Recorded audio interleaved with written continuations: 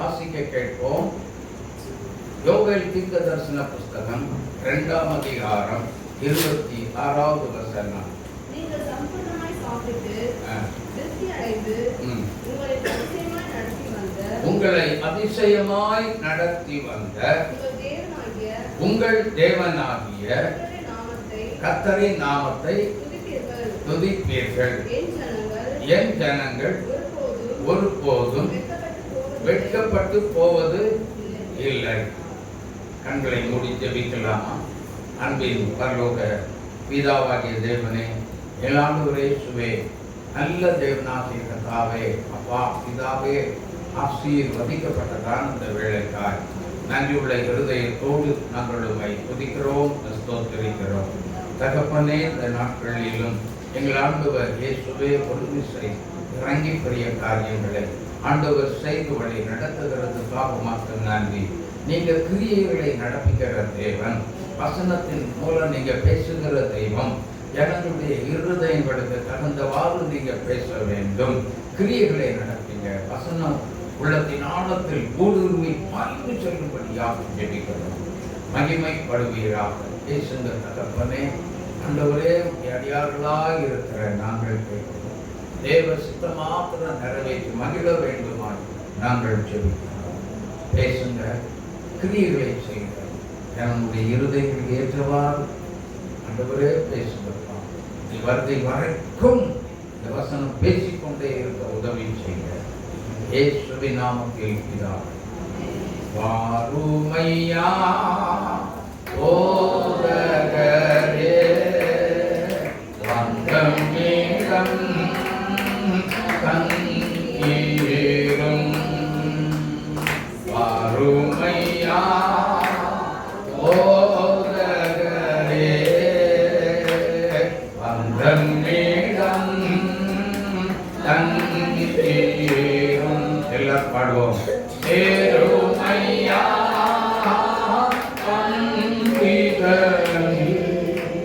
சேருமையா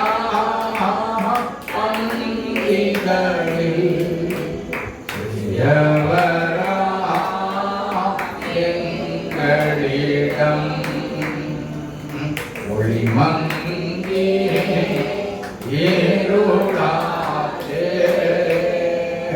உத்தமனே வாருமையா.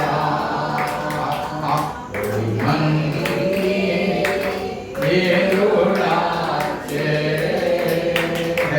உத்தமனே வாருமையா. அழிக்கிறது காத்திருப்போ, அழிக்கிறது காத்திருப்போ. நாதனே கருணை செய்வார். உந்தன் மனை திருச்சபையை உலகமெங்கும் வளர்த்திடுவார். உந்தன் மனை திருச்சபையை உலகமெங்கும் வளர்த்திடுவார். அந்த மர பரிகரித்தே, அந்த மர பரிகரித்தே, வாக்கியம் அழித்து ஆதருள்வார். வாருமையா ஓதகரே, வந்தம் மேகம் கண்ணீரும்.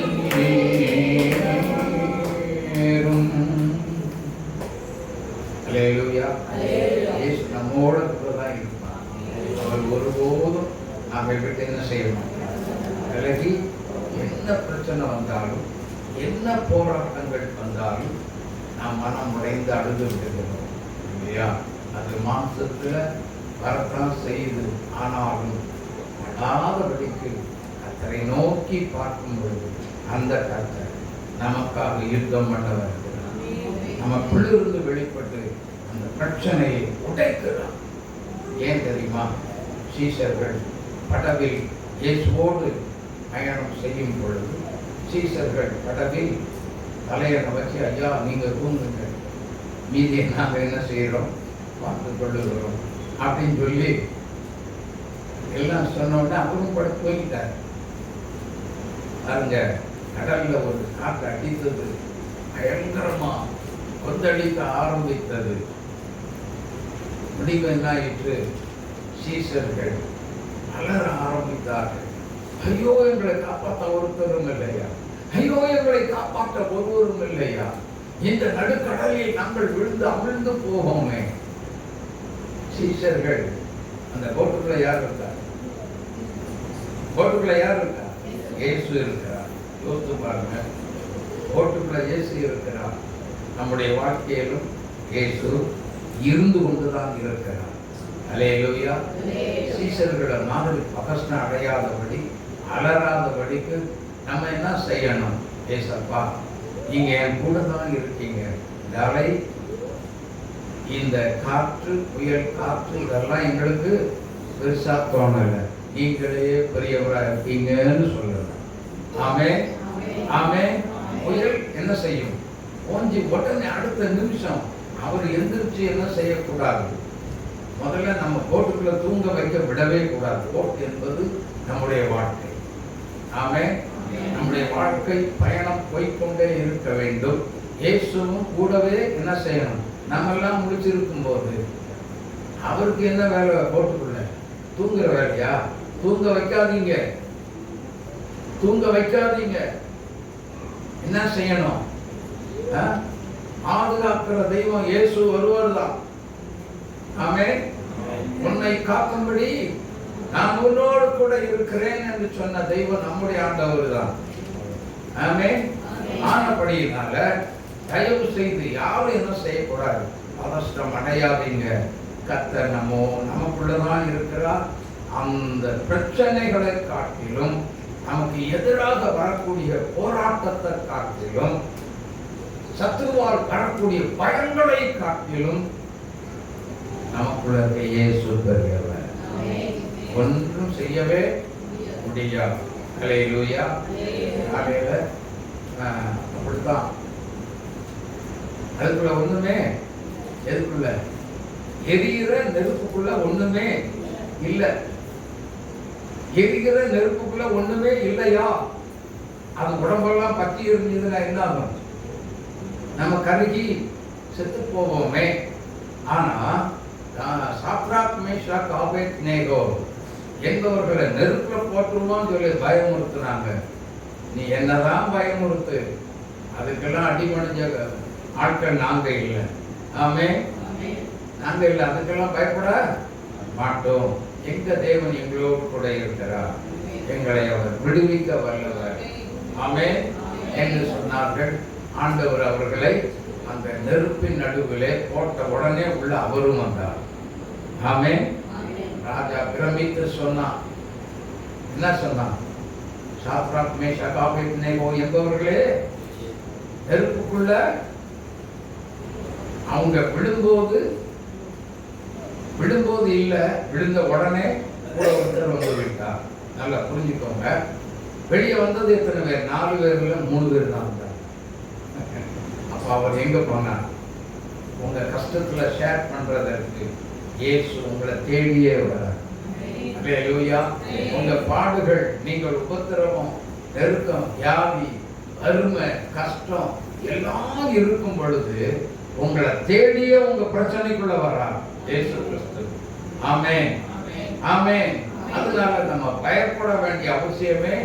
என்னை தேடி வந்து என் பிரச்சனையை மாற்ற எனக்கு ஒருவர் இருக்கிறார், என்னை விசாரிக்க ஒருவர் இருக்கிறார் என்று சொன்னால், இந்த ராத்திரி வேளையில அவர் நாம் ஆராதிக்கிற நம்முடைய தேவனாகிய கர்த்தர் இயேசு ஒருவரே. அல்லேலூயா அல்லேலூயா. எவ்வளவு பெரிய பிரச்சனையாக இருந்தாலும் அவர் நம்மை விடுவிக்கிற தேவன். பார்க்காம போற அது மனுஷன், அது மனுஷன். மனுஷன் தான் என்ன செய்வான்? இவனுக்கு இதுவும் வேணும், இதுக்கு மேலையும் வேணும்னு சொல்லி பார்க்காத மாதிரி போயிட்டே இருப்போம். ஆனா நம்முடைய தேவனும் அப்படிப்பட்டவர் இல்லை. சமயத்துக்கு ஏற்ற சகாயரா, பறந்து காக்கும் பட்சியை போல ஓடி வந்து பாதுகாக்கிற தேவன். ஆமென். அப்படின்னா பிரச்சனையின் நடுவில், போராட்டத்தின் மத்தியில கலங்காதவர்கள். ஆமென். கர்த்தர் நம்மை ஆசீர்வதிப்பார். அடுத்ததாக இன்னொருவரை குறித்து நாம் வாசிக்க கேட்போம். தானியேலின் புஸ்தகம் 6ஆம் அதிகாரம் 3, 2, 3, 4 வசனங்களை வாசிக்க கேட்போம். தானியேல் 6ஆம் அதிகாரம் 2 - 4 உள்ள வசனங்கள். ராஜாவுக்கு நஷ்டம் வராதபடிக்கு அந்த தேசாதிபதிகள் கணக்கு ஒப்புவிப்பதற்காக அவர்களுக்கு மேலாக 3 பிரதானிகளையும் ஏற்படுத்துவது தாரியுவுக்கு நலமென்று கண்டது. இவர்களில் தானியேல் ஒருவனாய் இருந்தான். இவர்களில் தானியேல் ஒருவனாய் இருந்தான். இப்ப இதெல்லாம் நீங்க ஏன் சொல்றோம் அப்படின்னா, தானியேலுக்கு எதனால பிரச்சனை வந்துச்சு அப்படிங்கறத இங்க அழகா தெளிவாக ஆவியானவர் சொல்லி காட்டுகிறார். இப்படி இருக்கையில் தானியேல் பிரதானிகளுக்கும் தேசாதிபதிகளுக்கும் மேற்பட்டவனாய் இருந்தான். நல்ல கவனிங்க. அடிமையாக, தேசத்துல அடிமையாக கொண்டு போகப்பட்டவன் அந்த நாட்டில் உள்ள பிரதிநிதிகள் அத்தனை பேரை காட்டிலும் மேன்மை உள்ளவனாக இருந்தான். அதுக்கு ஒரு காரணம் உண்டு. ஏன் மேன்மை உள்ளவனாக அந்த தேசத்தில் ராஜாவுக்கு காணப்பட்டான்? அந்த தேசத்தின் மக்களுக்கு அவன் காணப்படக்கூடிய ஒரு காரணம் என்ன அப்படின்னு சொல்லி சொன்னா, வாசிங்க கீழே. தானியேலுக்குள் விசேஷித்த ஆவி இருந்தபடியினா. முதலாவது என்ன? தானியேலுக்குள்ள ஒரு விசேஷித்த ஒரு ஆவி இருந்தது. அது என்ன ஆவி? தேவ ஆவி. ஆமென். ஆவியிலே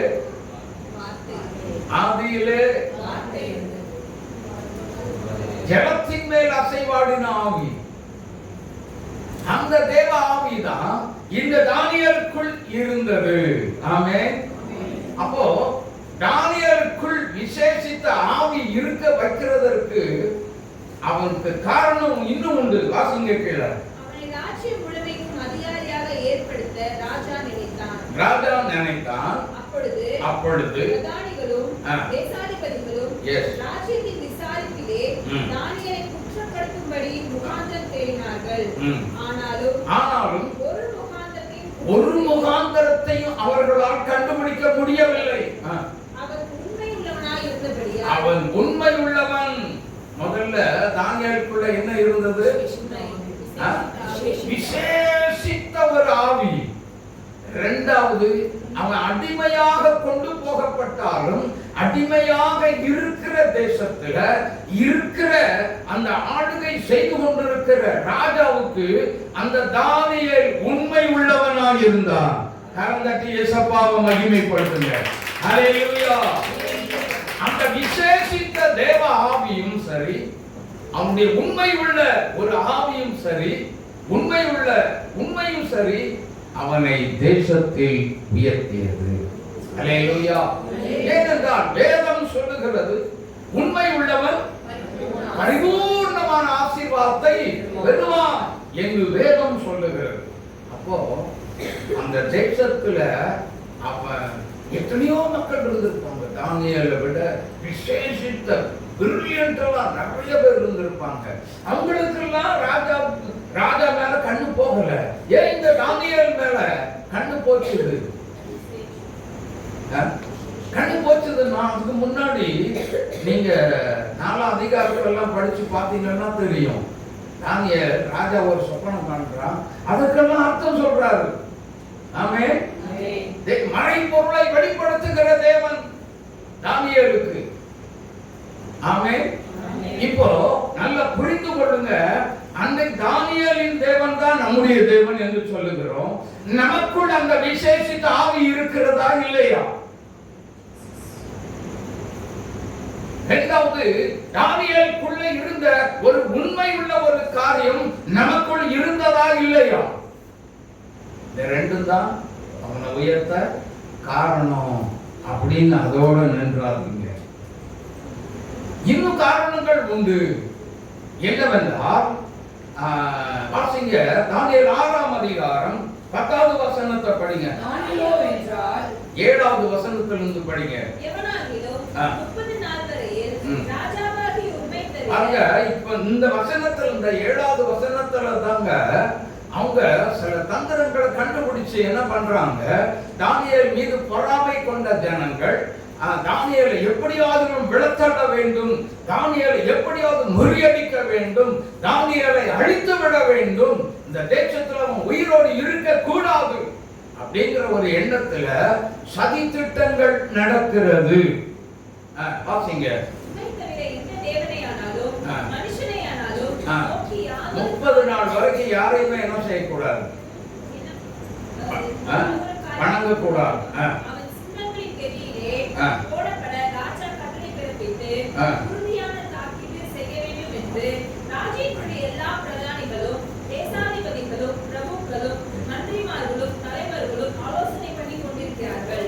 பாத்தீங்களா? ஆனா எல்லாமே ஆலோசனை, அவர் எப்படியாவது சிக்க வச்சிடணும். அதுவும் அவருடைய தேவனுடைய ஜெபிக்கிற விஷயத்துலதான் தானியேல் என்ன செய்யணும், குற்றத்தை கண்டுபிடிக்கணும். அல்லேலூயா. நீங்க நல்லா ஜெபம் பண்றீங்களா? உங்க மேல பிசாசு கண்ணு வச்சுக்கிட்டே இருப்பான். எப்படா மாட்டுவான், எப்படா சிக்க வைக்கலாம். அவன் உன்னிப்பா கவனித்து கொண்டே தான் இருப்பான். அவன் விடவே மாட்டான். ஆமென்.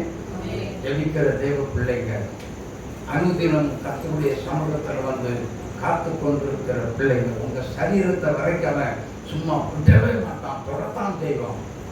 தொடும் பொழுது சொல்லுங்க, என்ன சொல்லணும் தெரியுமா?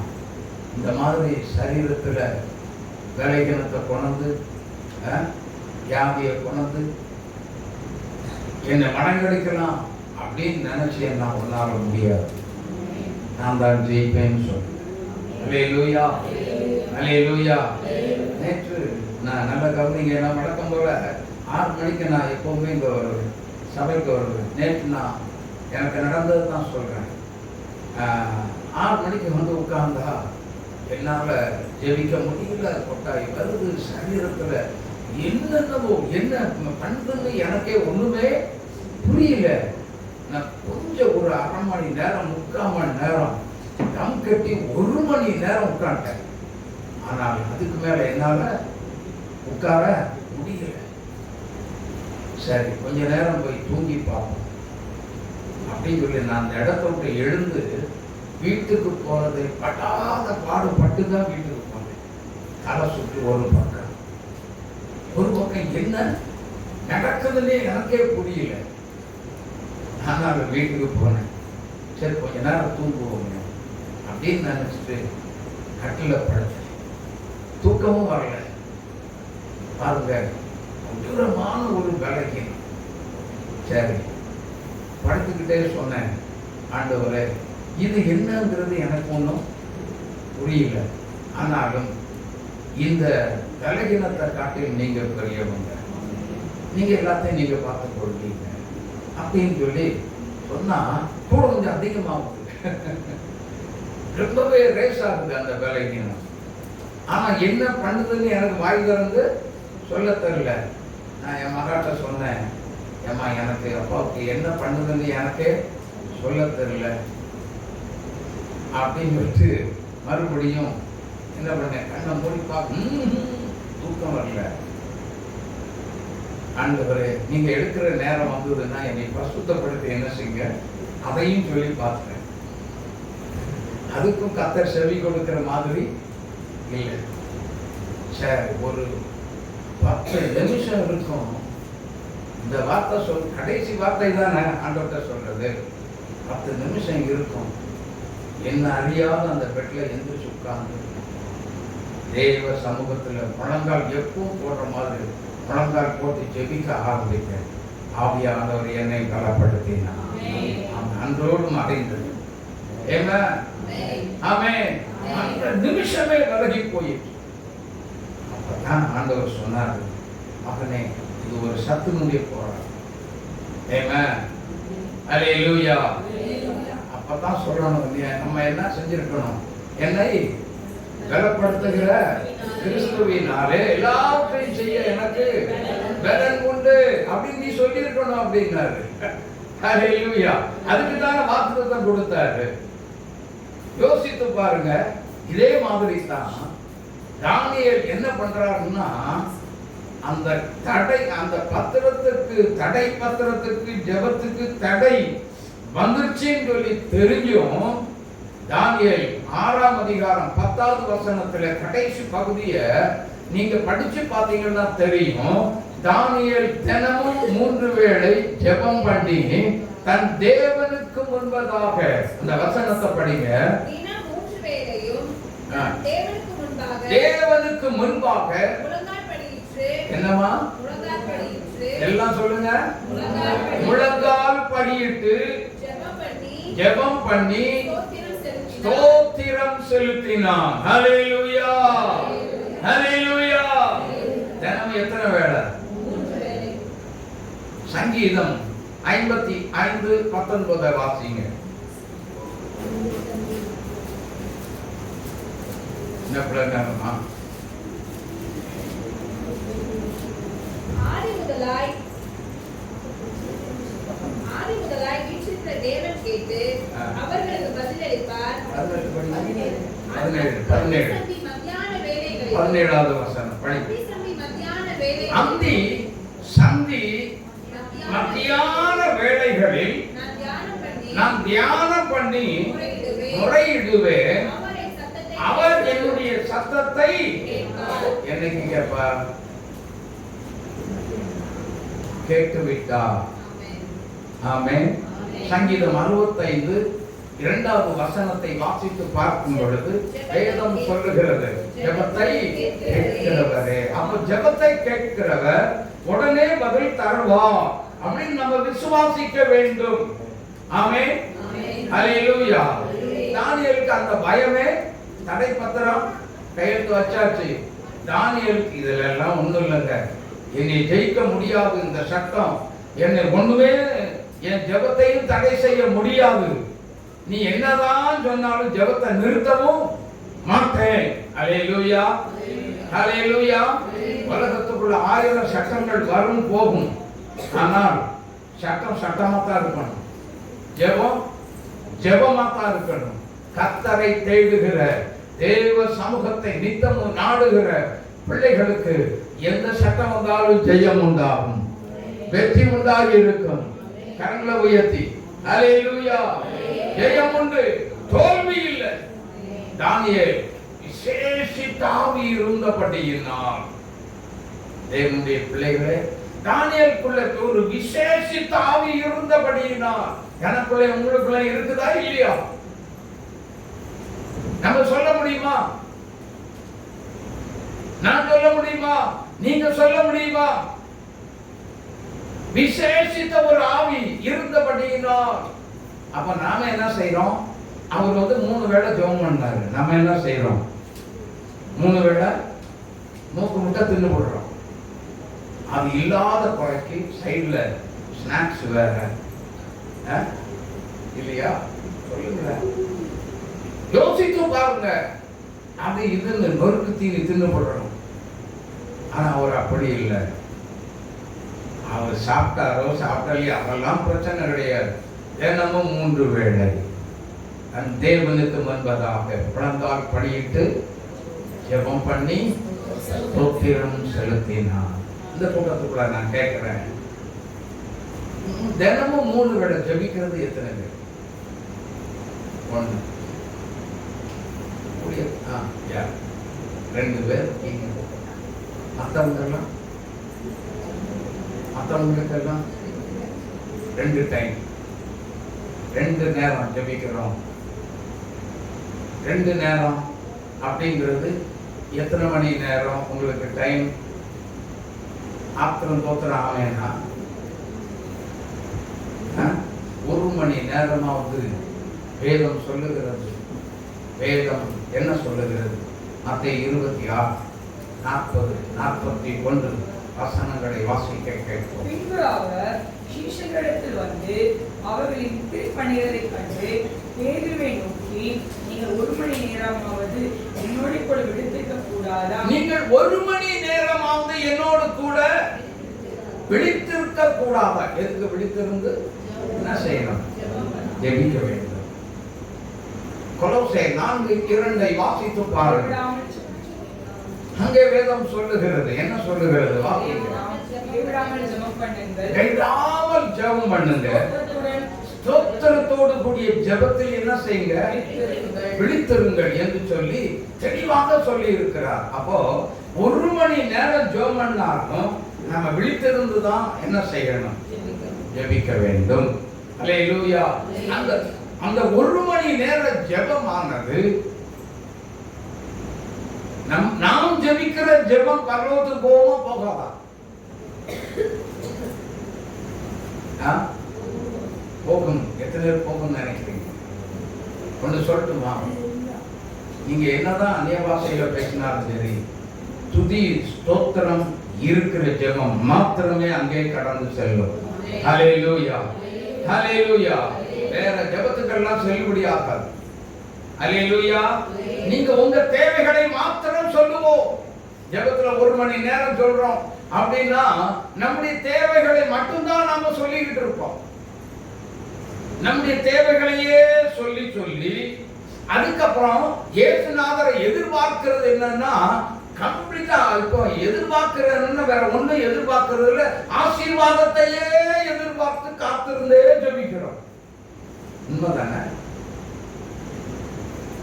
உண்மைதானே பிரதர்? எனக்கு தேவை என்ன? நான் ஆசீர்வாதமா இருக்கணும், என் வைஃப் ஆசீர்வாதமா இருக்கணும், நான் மற்ற பிள்ளைகள் ஆசீர்வாதமா இருக்கணும், என் பேர குழந்தைகள் ஆசீர்வாதமா இருக்கணும், நான் நடத்துகிற சபை என்ன செய்யணும்? இந்த ஜெபம் கேட்கப்படும் நினைக்கிறீங்களா?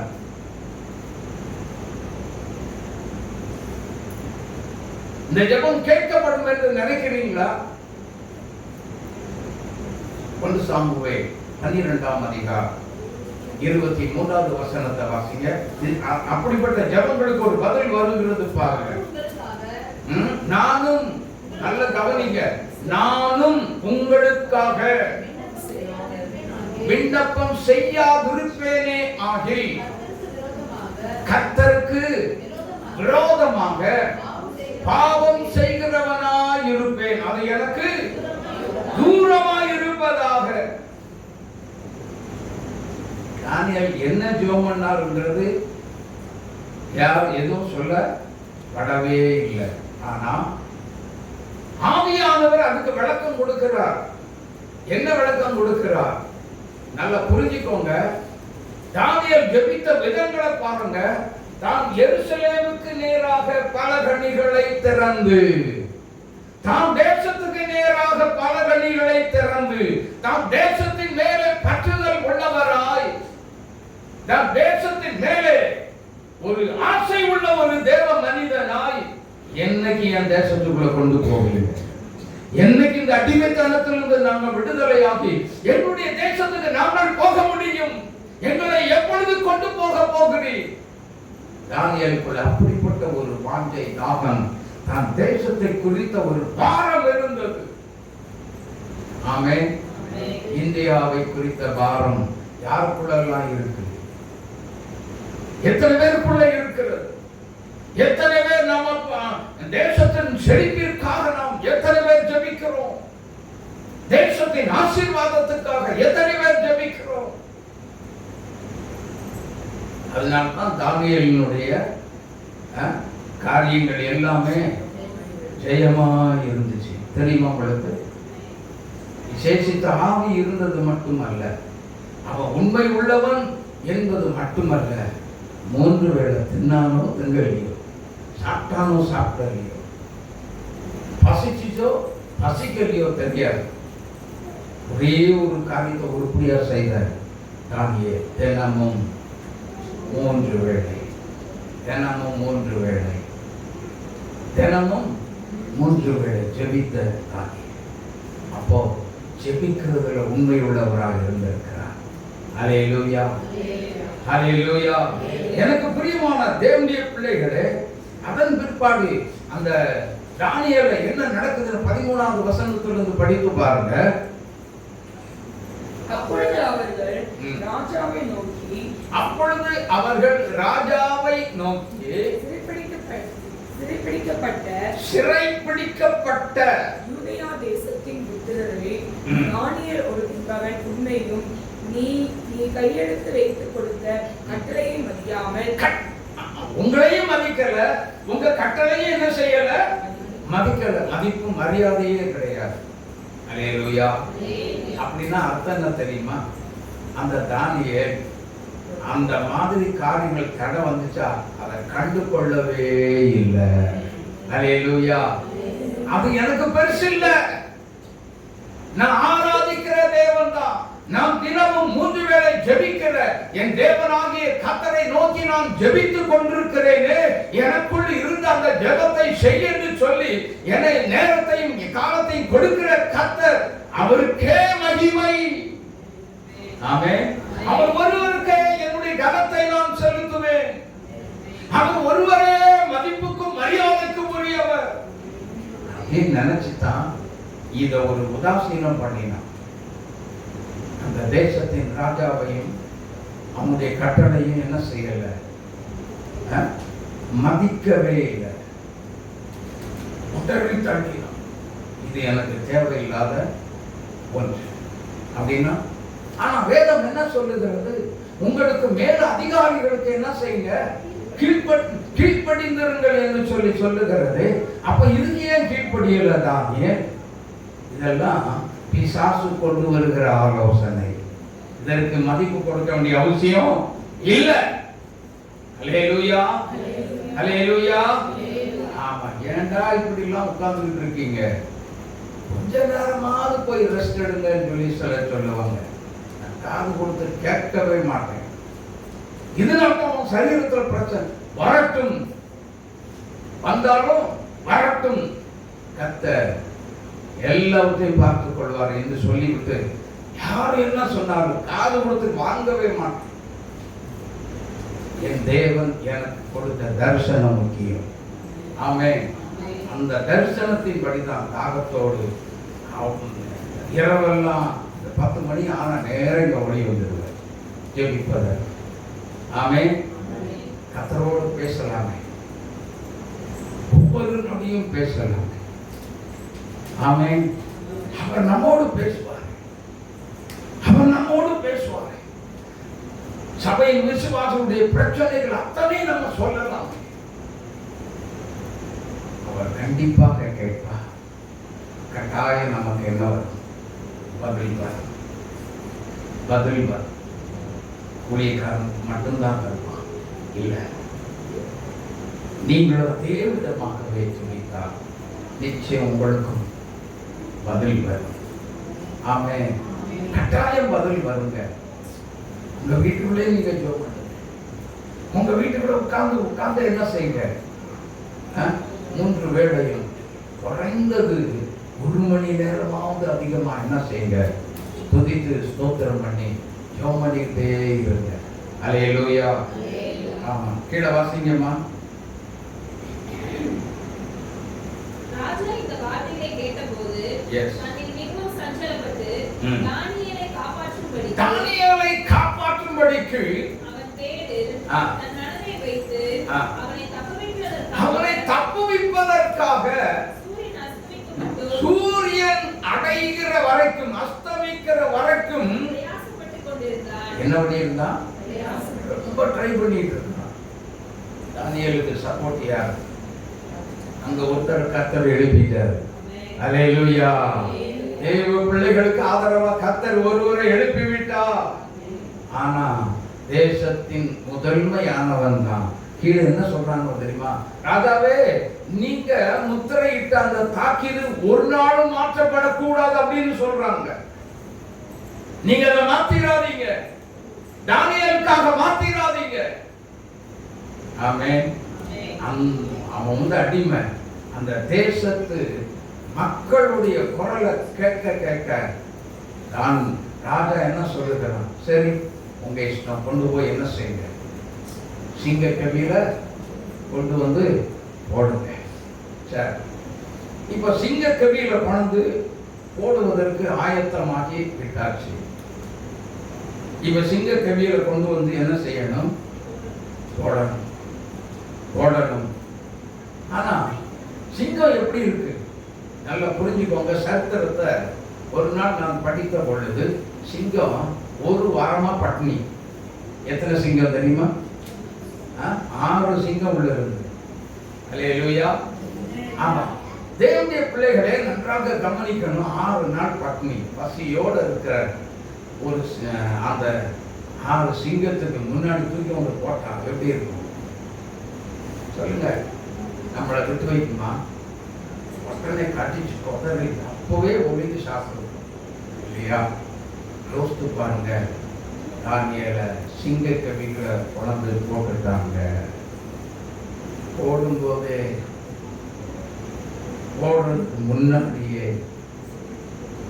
கர்த்தர் நம்முடைய தூதனை உள்ளே அனுப்பியிருக்கிறார். அல்லேலூயா. உங்க பிரச்சனையில உங்களுக்கு முன்னாடி போகிறது இயேசு ஒருவர் தான். இயேசு ஒருவர் தான். ஹல்லேலூயா. ஹல்லேலூயா. மீகா 2:13 படிச்சு பாருங்க. வேதம் என்ன சொல்லுது? வாசிங்க. மீகா 2:13. தடைகளை நீக்கி போடுகிறவர், தடைகளை நீக்கி போடுகிறவர் அவர்களுக்கு முன்பதாக நடந்து போவார். அவர்களுடைய தடைகளை நீக்குவார். வாசலால் உட்பிரவேசித்து நடந்து போவார்கள். அவர்களுடைய ராஜா அவர்களுக்கு முன்பாக போவார். கர்த்தர் அவர்களுக்கு முன்னணியில் என்ன செய்வார்? நடந்து போவார். அப்போ தானியேல் சிங்கக்கவிக்குள்ள போறதுக்கு முன்னாடியே இயேசுவும் அவருடைய தூத சேனைகளும் சிங்கக்கவிக்குள்ளே வந்து விட்டார்கள். கரந்தட்டி இயேசுவை மகிமைப்படுத்துங்க. ஹல்லேலூயா. ஒன்றுமே செய்ய முடியாது. ஆமென். இப்போ இங்க பாருங்க, நல்லா புரிஞ்சுக்கோங்க, என்னை கவனிங்க. ராஜா ஒரு வார்த்தை சொல்றாரு. 18வது வசனம். அவர் சொல்லுகிற ஒரு வார்த்தையை பாருங்க. அவருக்கு ஒரு சில காரியம் நடந்தது. பின்பு சிங்கக்கவியில போட்ட பின்பு ராஜா தன்னுடைய அரண்மனைக்கு போய் என்னதான் தானியேலை விட்டு பிரிஞ்சு போவதற்கு ராஜாவுக்கு என்ன இல்லை, மனசே இல்லை. நல்லவனை தூக்கி உள்ள போட்டோம், உண்மை உள்ளவனை தூக்கி போட்டுட்டோம், தேவாவி நிறைந்தவனை தூக்கி உள்ள போட்டுட்டோமே. சரி, அவன் வணங்குற கர்த்தர் அவனை காப்பான் என்கிற ஒரு நம்பிக்கை ராஜாவுக்கே இருந்துச்சு. உலகத்தானுக்கு இருந்தது, ஆளுகை செய்கிறவங்களுக்கு இருந்தது உண்மையானா நம்ம கண்டிப்பா வெற்றி பெறுவோம். கண்டிப்பா ஜெயம் உண்டு. நம்முடைய பிரச்சனை தோற்கும், நாமோ ஜெயம் பெறுவோம். ஹல்லேலூயா. நமக்கு வெற்றி உண்டு, நமக்கு தோல்வி இல்லை. 3 வேளை ஜெபம் செய்தார், கர்த்தரை தேடினார். ஆமென். கர்த்தரை தேடுகிறவங்களுக்கு மட்டும்தான் என்ன வெற்றி வரும், இல்லைன்னா இல்லை. ஆமென். மூக்கு முட்டை தின்னுட்டு தூங்குறவங்களுக்கெல்லாம் நீங்க தூங்கிக்கிட்டே இருங்க. தூங்குகிறவர்கள் ராத்திரியிலே சொல்லுங்க. வசனம் நான் உங்களெல்லாம் குற்றப்படுத்தி யாரும் சொல்லல, நான் வசனத்தை தான் சொல்றேன். தூங்குகிறவர்கள் ராத்திரியிலே தூங்குவார்கள், வெறி கொள்ளுகிறவர்கள் அதுவும் ராத்திரி தான். ஹல்லேலூயா. ஹல்லேலூயா. ஆனா தூங்குகிறவர்களை குறித்து வேதம் அதே அதிகாரத்தில் சொல்லுகிறது. என்ன சொல்லி இருக்கிறது அப்படின்னா, ஆதலால் தூங்குகிற நீ மரித்தோரை விட்டு, அப்ப செத்து போனதுக்கு ஒரு அடையாளம். ஆமென். ஆமென். மரித்தோரை விட்டு நீ எழுந்திரு, உனக்குள்ள ஜீவன் இருந்தால் எழுந்திரு, இல்லாமல் அப்படியே நீ போய்க்க. அல்லேலூயா. அல்லேலூயா. நமக்குள்ள இருக்கிற ஜீவன் என்ன ஜீவன்? என்ன ஜீவன் சொல்லுங்க.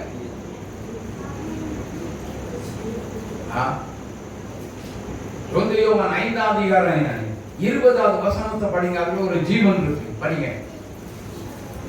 அன்றையும் நாம் சத்தியம் உள்ளவரை அறிந்து கொள்வதற்கு தேவனுடைய குமாரன் வந்து நமக்கு புத்தியை தந்திருக்கிறார் என்றும் அறிவோம். அவருடைய குமாரனாகிய இயேசு கிறிஸ்து எனப்பட்ட சத்தியமுள்ளவருக்குள்ளும் இருக்கிறோம். இவரே மெய்யான தெய்வமும் நித்திய ஜீவனுமான. என்ன ஜீவன்? நித்திய ஜீவன். சத்தமா சொல்லணும் இதெல்லாம். நித்திய ஜீவன் அதைத்தாங்க நமக்குள்ளே வைத்திருக்கிறார். அந்த ஜீவன் நமக்குள்ளே இருந்தால் நீ மரித்தோரிடத்தில் போக மாட்டாய். உனக்குள்ளே தூக்கம் வராது. உனக்குள்ள பிரச்சனை வரும் பொழுது, போராட்டம் வரும் பொழுது தேவ சமூகத்தில் மனதாரி நின்று ஜெபிக்க வைக்கும் நித்திய ஜீவன். ஹல்லேலூயா, ஹல்லேலூயா. அப்படியே ஜெபிக்க ஜெபிக்க தானியேலுக்குள்ள இருந்த விசேஷித்த ஆவி அவனோடு நின்று விடாமல் நமக்குள்ளேயும் வந்துவிடும். ஹல்லேலூயா. அந்த நித்திய ஜீவனா, அந்த நித்திய ஜீவன் மூலமாக விசேஷித்த ஒரு ஆவியை தேவனாகிய கர்த்தர் நமக்குள்ளேயும் வைத்து விடுவார். இந்த ராத்திரி வேளையில அந்த நித்திய ஜீவனுக்குள்ள இருக்கக்கூடிய மறைந்திருக்கிற விசேஷித்த ஒரு ஆவி எனக்குள்ள வேண்டும். நீங்க எத்தனை பேர் கேட்க போறீங்க? எத்தனை பேர் கேட்க போறீங்க? கேட்டா தான் இன்னைக்கு கர்த்தர் தருவா. கேளுங்க, நிச்சயமா கிடைக்கும். ஹல்லேலூயா. விசேஷித்த ஒரு ஆவி. அதே நேரத்தில் எந்த ஒரு காரியமாக இருந்தால், தசம பாகம் செலுத்துற காரியமா, கர்த்தருக்கு காணிக்கை போடுகிற காரியமா, எல்லா விதத்திலும் உண்மையாக இருக்க வைக்கும். ஜெபிக்கிறது இல்லையா, உண்மையாக இருக்க வைக்கும். ஆமென், ஆமென். அதுல போய் சொல்ல, அதுல போய் சொல்ல, அதுல ஏமாத்தணும்னா அனனியா சப்புராள் மாதிரி நம்ம மாறிடுவோம். ஆமென். தேவனுடைய பிள்ளைகள் நன்றாக கவனிக்கணும். தேவ சமூகத்தில் எதை செய்தாலும் உண்மையாய் நாம் இருக்கும் பொழுது நமக்குள்ள ஒரு விசேஷித்த ஆவி இருக்கும். ஆமென். அந்த விசேஷித்த ஆவி இருந்தால் நாம் உண்மையாக இருப்போம். அந்த விசேஷித்த ஆவி இருந்தால் நாம் 3 வேளை ஜெபிக்க ஆரம்பித்து விடுவோம். அந்த தானியேல் 6ஆம் அதிகாரம் கடைசி 2 வசனத்தை படிங்க. தானியேலை சிங்கங்களின் கைக்கு தப்புவித்த அவரே, தப்புவிக்கிறவரும் ரட்சிக்கிறவரும் வானத்திலிருந்து பூமியிலும் அடையாளங்களையும் அற்புதங்களையும் செய்கிறவருமாய் இருக்கிறார் என்று எழுதினான். கருவின் ராஜ்யபாரம் தரியுவின் ராஜ்யபார காலத்திலும் பெச்சியனாகிய கோரேசின் ராஜ்யபார காலத்தில் எல்லாம் தானியேலின் காரியம் ஜெயமாய் இருந்தது உண்மையானால், இன்னைக்கு உங்களுடைய காரியம், நம்முடைய காரியம் அனைத்தும் வெற்றி பெற வேண்டுமே. ஆனால் தானியேலுக்குள்ள இருந்த விசேஷித்த ஆவி இருக்க வேண்டும். தானியேலுக்குள்ள இருந்த ஒரு உண்மையுள்ள ஒரு ஜீவிய வேணும். தானியேலுக்குள்ள இருந்த 3 வேளை ஜெபிக்கிற ஒரு விசேஷித்த ஜெப ஆவியின் அபிஷேகம் நம் எல்லாருக்குள்ள வேணும். ஆமென், ஆமென். அப்பதான் தானியேலின் தேவன் என்னுடைய தேவன் சொல்ல முடியும். ஆமென், ஆமென். எழுந்திருக்கலாமா? அப்படியே ஜெபிக்கலாம். ஒரு நிமிஷம் கண்களை மூடி ஜெபிக்கலாம். ஹல்லேலூயா, ஹல்லேலூயா. எல்லாரும் கேட்கணும். தானியேலை ஜெயிக்க முடியல, தானியேலை ஜெயிக்க முடியல. ஹல்லேலூயா. இயேசுவே, தானியேலுக்குள்ள விசேஷித்த ஒரு தேவ ஆவி இருந்தது. அந்த தேவ ஆவியை யாராலும் வின் பண்ண முடியல, ராஜாவால வின் பண்ண முடியல. கடைசியில தானியேல் வெளியே வந்தா தூக்கி விட்டாங்க. தானியேலை குற்றப்படுத்தினவர்களோ சிங்கங்களில் செவியிலே போட்டாங்க. அடியில் போய் சேரும் முன்னை அவர்களுடைய எலும்புகளை எல்லாம் நொறுக்கி போட்டது என்று வேதத்திலே வாசிக்கிறோம். உன்னை குற்றப்படுத்துகிற உங்களுக்கு, ஜெபிக்கிற எந்த தேவனுடைய பிள்ளைகளுக்கும் விரோதமாக எழுபவர்களுடைய நிலைமை பரிதாபம். இதுதான் நிலைமை. ஆமென். ஆகவே அவர்கள் ஏற்ற சட்டமே, சதி திட்டமே அவர்களை கொண்டு போட்டது, அவருடைய வாழ்வை முடிவுக்கு கொண்டு வந்தது. ஓ இயேசுவே, இயேசுவை ஆராதிக்கிற பிள்ளைகள் வெற்றி பெறுவார்கள் என்பது நிச்சயம். எவ்வளவு பெரிய பிரச்சனையாக இருந்தாலும் கவலைப்படாதீங்க. இயேசுவேன்னு கூப்பிடுங்க, கர்த்தரை நோக்கி கூப்பிடுங்க. 3 வேளை ஜெபிப்பேன்னு சொல்லி ஆண்டவர்கிட்ட சொல்லுங்க, சொல்லுங்க சொல்லுங்க சொல்லுங்க சொல்லுங்க சொல்லுங்க. கர்த்தரை நோக்கி கூப்பிடுங்க, ஏசப்பான்னு கூப்பிடுங்க. ஆவியானவரே ஆவியானவரே ஆவியானவரே, தானியேலுக்குள்ள இருந்த விசேஷித்த ஆவியானவரே எனக்குள்ளேயும் வாங்கன்னு கூப்பிடுங்க. அப்படிப்பட்ட 3 வேளை ஜெபிக்கிற ஜெப ஆவி எனக்குள்ள வேணும்னு கூப்பிடுங்க, கூப்பிடுங்க. கேளுங்க கேளுங்க கேளுங்க கேளுங்க. ஓ ஹalleluya ஹalleluya ஹalleluya ஹalleluya ஹalleluya. ஸ்தோத்திரம் ஸ்தோத்திரம். ஆண்டவர்கிட்ட சொல்லுங்க சொல்லுங்க சொல்லுங்க, எல்லாம் சொல்லுங்க. ஜெபம் ஜெபம் பண்ணுங்க, வாயை திறந்து ஆண்டவர்கிட்ட கேளுங்க. சுயநலமா ஜெபிக்கிற ஜெபம் அது தேவையில்லாத ஒரு ஜெபம்.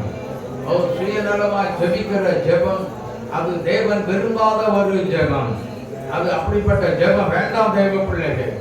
ஹalleluya ஹalleluya ஹalleluya ஹalleluya ஹalleluya. ஸ்தோத்திரம் ஸ்தோத்திரம் ஸ்தோத்திரம் ஸ்தோத்திரிக்கிறோம், துதிக்கிறோம் துதிக்கிறோம் துதிக்கிறோம். எல்லாரும் ஜெபம் பண்ணுங்க ஜெபம் பண்ணுங்க. எனக்கு விசேஷித்த தானியேலுக்குள்ள இருந்த விசேஷித்த தேவ ஆவியும் அந்த உண்மையான காரியமும் 3 வேளை ஜெபிக்கிற ஜெப ஆவியும் வாஞ்சையும் தாவும் எனக்குள்ள வேணும் ஆண்டவரே அப்படின்னு கேளுங்க கேளுங்க கேளுங்க கேளுங்க கேளுங்க. சிந்தை சிதற விடாதபடி 3 வேளை ஜெபிக்கணும். ஹalleluya. Thank you Lord. Thank you Jesus. நன்றி இயேசுவே, நன்றி இயேசப்பா. ஒவ்வொருவரையும் தானியேலை போல 3 வேளை ஜெபிக்கக்கூடிய ஜெப ஆவியினால் நிரப்புவீராக. ஆண்டவரே, உம்முடைய விசேஷித்த ஆவி அவர்கள் மேல் வந்து இறங்க துணைகிறா. எல்லா விஷயத்திலும் உண்மை உள்ளவர்களாக இருக்க உதவி செய்யுங்க தகப்பனே. என் ஆண்டவர் அப்படி செய்து விட்டதற்காக மக்கள் நன்றி, கோடான கோடி நன்றி செலுத்துகிறோம். ஆசீர்வதிங்க ஆண்டவரே. 3 வேளை தினமும் 3 வேளை சாப்பிட்டாங்களோ சாப்பிடலையோ ஜெபிக்கிற தேவ பிள்ளையாய் மாற்றப்பட என் தெய்வமே நீர் கிருபையால் மகிமைப்படுவீராக. ஆசீர்வதிங்க, நடத்துங்க. தேவ சுத்தத்துக்கு அர்ப்பணித்து ஜெபிக்கிறோம். இந்த வசனம் கிரியைகளை நடப்பிக்க உதவி செய்யுங்க. இந்த வசனம் கிரியைகளை நடப்பிக்க உதவி செய்யுங்க. உங்களுடைய வருகை வரக்கும் கிரியை நடப்பிக்கட்டும். தேவ வல்லமையினால் நிரப்புங்க, மகிமையினால் நிரப்புங்க. சரீரத்தில் கலகினத்தோடு வந்த பிள்ளைகள் இயேசு கிறிஸ்துவின் நாமத்தில் விடுதலை அடைவார்களாக. சுகம் உண்டாவதாக, போராட்டங்கள் மறைவதாக, விடுதலை உண்டாவதாக, பிரச்சனைகள் மாறுவதாக, பண பற்றாக்குறைகள் இயேசுவின் நாமத்தில் மாறுவதாக. ஆண்டவரே, வர வேண்டிய பணம் எல்லாம் இயேசுவின் நாமத்தில் பிள்ளைகளை தேடி வருவதாக. ஆசீர்வதிங்கப்பா, ஆசீர்வதிங்க. உங்களுடைய தேவைகளை இன்றைக்கே நீ பூர்த்தி செய்து விட்டதற்காக நாங்கள் உமக்கு நன்றி செலுத்துகிறோம். கர்த்தர் நீர் மகிமைப்படுவீராக. இயேசு கிறிஸ்துவின் நாமத்தில் ஜெபிக்கிறோம் எங்கள் நல்ல பிதாவே. ஆமென்.